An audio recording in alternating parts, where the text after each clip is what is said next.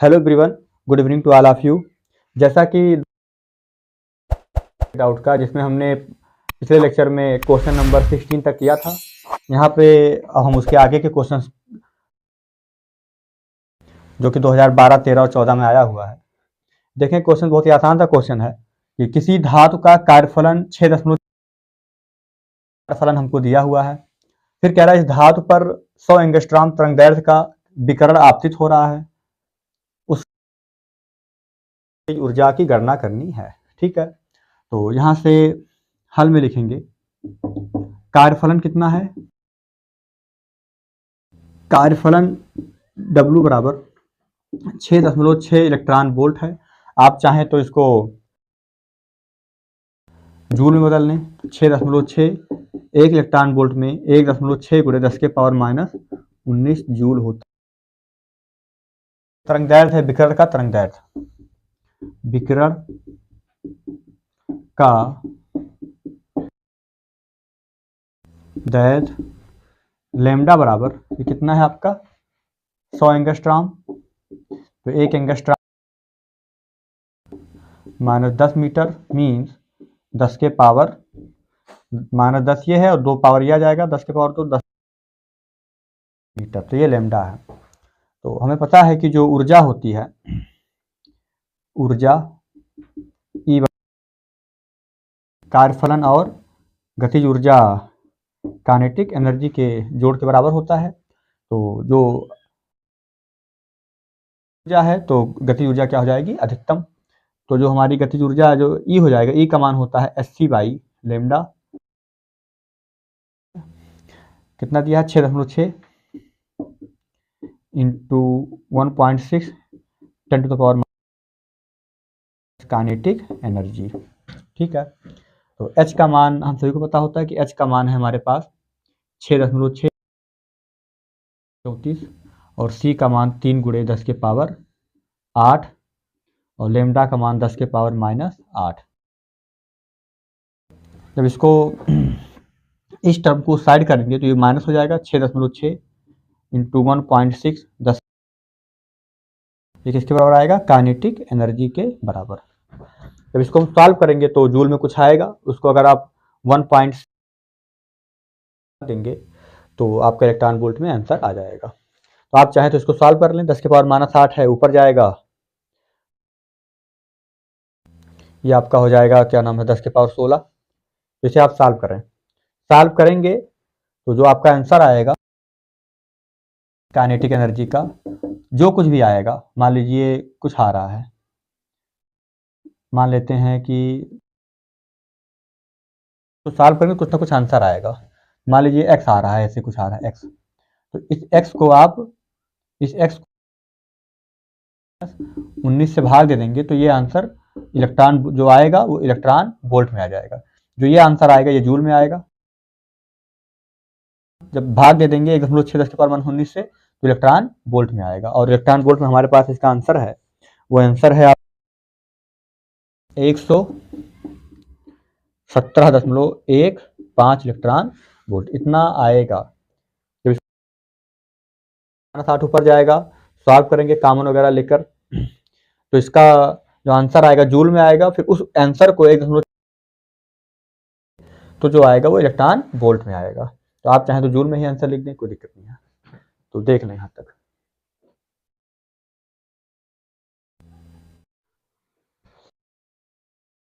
चलते हैं, question number 18 है जो कि 2011-5 में आया हुआ है और बहुत ही नॉर्मल सा क्वेश्चन है। इसमें 3 पार्ट है क्वेश्चन के। ये लिखा है 1.7 मैं देख लेता हूँ एक बार क्वेश्चन क्या है। 1.7 ये ठीक 1.7 इलेक्ट्रॉन वोल्ट उत्सर्जित प्रकाश इलेक्ट्रॉनों का निरोधी विभव 10.4 वोल्ट है। ठीक है, तो निरोधी विभव दिया है और अगर ऐसा है तो गणना कीजिए। पहली बात, आपतित विकिरण की तरंगदैर्घ्य, आपतित विकिरण की तरंगदैर्घ्य ज्ञात करना है। और जब तरंग यह हाइड्रोजन स्पेक्ट्रम के किस श्रेणी में उपस्थित है, जो तरंगदैर्घ्य है वो हाइड्रोजन स्पेक्ट्रम के किस श्रेणी में है ना। कई सारे श्रेणी लाइनों, ठीक है, किसमें पाया जाएगा। पहले हम तरंगदैर्घ्य निकालेंगे, फिर उसी के रेंज में देखेंगे कहाँ पाया जाता है। अगर इतना हो जाता है तो उसके बाद देखेंगे पार्ट है। तो जो डेटा दिया है उसको हम लिखते हैं पहले हल में। मैं कैलकुलेशन कर रहे, और अगर किसी प्रकार की कोई दिक्कत आती है कैलकुलेशन में देन पूछें। क्या है ये कार्यफलन,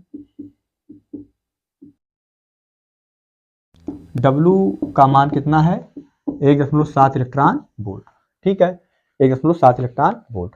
और निरोधी विभव V0 V0 बराबर 10 है, ठीक है। तो अगर ऐसा है तो हमें निकालना है तरंग दैर्ध्य। तो जो ऊर्जा होती है, ठीक है, समीकरण हम जानते हैं एच न्यू या ई बराबर ऊर्जा एच न्यू बराबर कार्यफलन और गतिज ऊर्जा, वो हो जाएगा ईवी नॉट, है ना, जो गतिज ऊर्जा हो जाएगा यहाँ पे वो ईवी नॉट हो जाएगा, ठीक है। तो ये इसको ले सकते हैं H C by lambda, H C by lambda plus EV naught, EV naught. अब इसे हम सॉल्व करेंगे, यहाँ तक अगर हम लेमडा, तो अगर इसको हम मल्टीप्लाई करें तो कैसे क्या होगा, lambda by S C, lambda by S C, इसके नीचे एक है तो ये हो जाएगा 1/W प्लस ईवी नॉट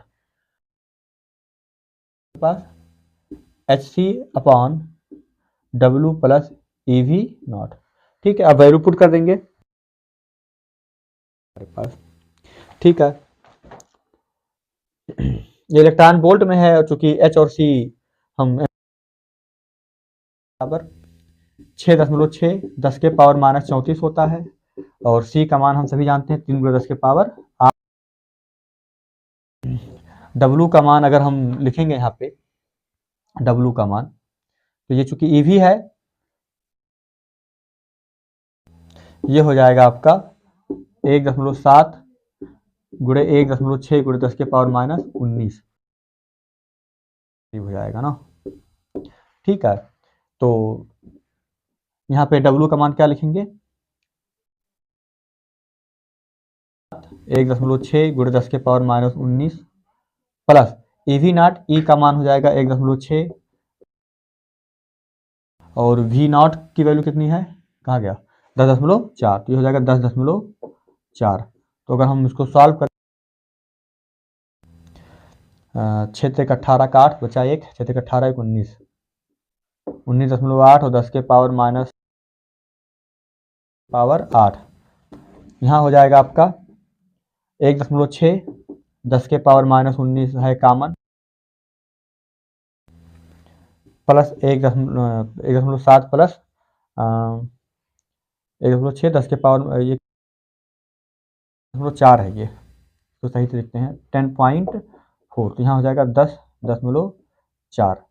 अब इसे आप तो लेमडा का मान आ जाएगा आपका, मैं डायरेक्ट देख के लिख रहा हूँ कितना आएगा लेमडा का मान, ये आएगा आपका 1.7 गुणे 10 के पावर माइनस 10 मीटर, इतना आएगा। और एंगस्ट्राम में कितना 22.7 एंगस्ट्राम, ओके है। तो ये जो आपका तरंगदैर्घ्य आएगा 22.7, या इसको कह सकते हैं अप्रॉक्सीमेट 1023 एंगस्ट्राम। तो ये आपका क्या आएगा तरंग, तो पहले का आंसर हो गया कि कितना तरंगदैर्घ्य आएगा 1023 के करीब आएगा। फिर कह रहा है यह जो तरंगदैर्घ्य है यह किस श्रेणी में, लाइमन श्रेणी में पाया जाता है, क्योंकि लाइमन श्रेणी के लिए क्या होता है, जो सबसे बड़ा तरंगदैर्घ्य होता है वो होता है 1200, और जो सबसे छोटा होता है वो 912 होता है। तो ये जो है वो 912 और 1218 के बीच में पाया जाता है कि लाइमन श्रेणी में पाया जाता है, ठीक है। तो मैं यहाँ तक देख लें, पहले मैं बताता हूँ उसको।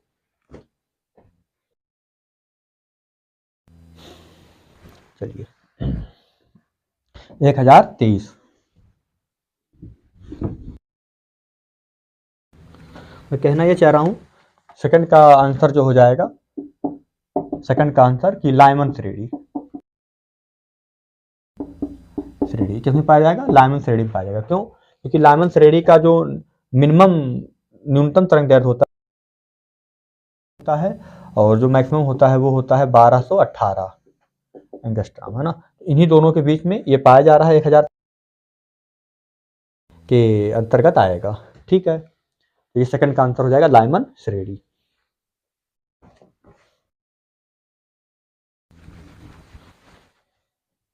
अब हम आते हैं थर्ड वाले पार्ट पे। थर्ड वाला पार्ट देहली तरंग दैर्ध्य और आवृत्ति निकालनी है। तो आइए देखते हैं पहले देहली तरंग दैर्ध्य के लिए थर्ड पार्ट की जो होता है एच न्यू नॉट। तो न्यू नॉट की वैल्यू हो जाएगी W बाई एच। W कितना है? W हमारे पास है 1.7 इलेक्ट्रॉन वोल्ट है, तो 1.6 × 10 के पावर माइनस 19 में बदल देंगे तो जूल में आ जाएगा। और ये होता है 6.6 10 के पावर माइनस, भाग वगैरह करेंगे तो ये आएगा 4.12 10 के पावर 14। ठीक है, इतना हर्ट जाएगा। ओके, ये फ्रीक्वेंसी होगी। अगला निकालना है तरंग दैर्ध्य। तरंग दैर्ध्य, तो तरंग दैर्ध्य होता है न्यू बराबर होता है ये न्यू नॉट हो जाएगा नॉट। तो लेमडा नॉट की वैल्यू क्या आ जाएगी? C by new not. C का मान 3 × 10 के पावर 8 4.12 10 के पावर 14। ठीक है, C बाई न्यू नॉट इतना आया। तो ये जब आप हल करेंगे तो ये आएगा 7 9 4 और 10 के पावर ये आएगा आपका -7। ये गुणा भाग देख के लिख रहा हूँ कैसे आ रहा है, आप अपने हिसाब से देख लेंगे कितना आ रहा है। ठीक है, अगर इसको एंगस्ट्रॉम में बदलना चाहें -10 करेंगे, 10 के पावर -10, तो ये 3 अंक इधर चला जाएगा 7.27। इसमें क्या करेंगे, इसको जब हम 10 के पावर -7 है तो 10 के पावर -3 से गुणा, से नीचे भी गुणा करना पड़ेगा। तो ये तो 10 के पावर -7 -3 -10 हो जाएगा। ये 10 के पावर 3 ऊपर जाके 1000 हो जाएगा। तो ये 7.9.4 ये 1000 से जब ये 10 के पावर -3 ऊपर इसका -10, इसको हमने किनारे कर दिया, इसको हम एंगस्ट्रॉम कह देंगे। और 10 के पावर -3 ऊपर जाएगा तो 1000 हो जाएगा, 1000 से गुणा होगा तो 0.123 अंक 10 लग जाएगा 9 के बाद, ये हो जाएगा 10 के पावर -10 मीटर। और इसी को हम कहेंगे 727 एंगस्ट्रॉम। इस प्रकार हमने तीनों पार्ट के आंसर दे दिए। यहाँ तक देख लें, अगर किसी प्रकार की कोई दिक्कत हो, कोई डाउट पूछ सकते हैं। ठीक है, बस एक चीज़ ये है कि मैंने कैलकुलेशन यहाँ पे किया नहीं है, कैलकुलेशन हमारे पास कराया था, तो हो सकता है 19-20 का अंतर है या कुछ भी अंतर है, तो आप बताएं। चलिए चलते हैं अगले क्वेश्चन पे। क्वेश्चन नंबर ये आपका 19 है, प्रश्न संख्या में आया हुआ क्वेश्चन था। तो बहुत ही आसान सा क्वेश्चन है कि 5400 एंगस्ट्रॉम तरंगदैर्ध्य का विकिरण एक धातु पर गिरता है। कार्यफलन 1.9 इलेक्ट्रॉन वोल्ट है, कार्यफलन दिया है। तो कह रहा है कि उत्सर्जित फोटो इलेक्ट्रॉन की विभव ज्ञात कीजिए। तो जो ऊर्जा उत्सर्जित होगा, जो फोटो इलेक्ट्रॉन उत्सर्जित होगा, तो उसकी गति ऊर्जा निकालनी है, निकालना है। ठीक है, तो आप निकाल सकते हैं, बट मैं कैलकुलेट कर रहा हूँ। देखने यहाँ पे क्या दिया है, तरंग दैर्ध्य क्या है, लेमडा कितना दिया है 5400 एंगस्ट्रॉम मी गुणे 10 के पावर -10 मीटर। उसके बाद कार्यफलन बराबर 1.9 इलेक्ट्रॉन वोल्ट। तो 1 इलेक्ट्रॉन वोल्ट में 1.6 गुणे 10 के पावर माइनस होता है। तो ये हो गया कार्यफलन। तो हमें निकालना गतिज ऊर्जा। तो गतिज ऊर्जा के लिए क्या होता है कि जो ऊर्जा होती है, कार्यफलन और गतिज ऊर्जा मान लीजिए इसको मान लेते हैं ये काइनेटिक एनर्जी। ठीक है, गतिज ऊर्जा निकालना है तो गतिज ऊर्जा का मान हो जाएगा E माइनस डब्लू आएगा Hc बाई लेमडा, और डब्लू का मान तो दिया ही है, डब्लू का मान तो दिया ही 1 के पावर माइनस 19, ये 10 है। ये एच का मान आपके पास 6.6, 10 के पावर माइनस 34, 10 के पावर 8, और लेमडा का मान अभी भी हमने निकाला है कितना है 5400, 10 के पावर माइनस, और ये आपका माइनस 1.9, 1.6, 10 के पावर माइनस 19। अब इसे आप कैलकुलेट कीजिएगा, ये आएगा लगभग आपका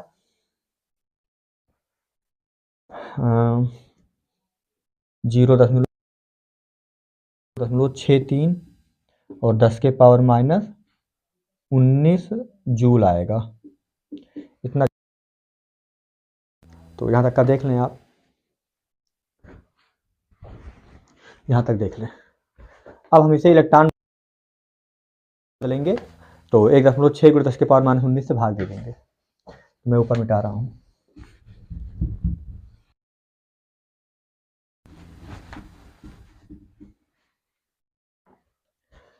इधर ध्यान दें तो हमारे पास जो काइनेटिक एनर्जी आई है 0.63, 10 के पावर माइनस 19।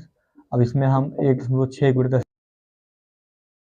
तो ये आ जाएगा इलेक्ट्रॉन वोल्ट में, और जब आप भाग देंगे तो भाग देने के बाद क्या आएगा, ये आएगा 0.4 इलेक्ट्रॉन वोल्ट। तो ये आया आपके पास गतिज ऊर्जा, गतिज ऊर्जा।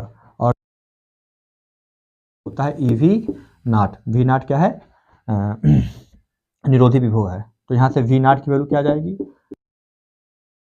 ई। तो काइनेटिक एनर्जी का मान कितना आया है, काइनेटिक एनर्जी का मान आया है आपके पास 0.4 इलेक्ट्रॉन वोल्ट, और नीचे इलेक्ट्रॉन ई से कट गया 0. ये क्या आ गया, निरोधी विभव, निरोधी विभव क्या हो जाएगा आपका 0.4 वोल्ट। मैं थोड़ा तेज लगा रहा हूँ, आप समझते रहें, क्यों लॉजिक समझे। ठीक है भाई, देख लें यहाँ तक। इसके बाद हम अगले क्वेश्चन पे आते हैं।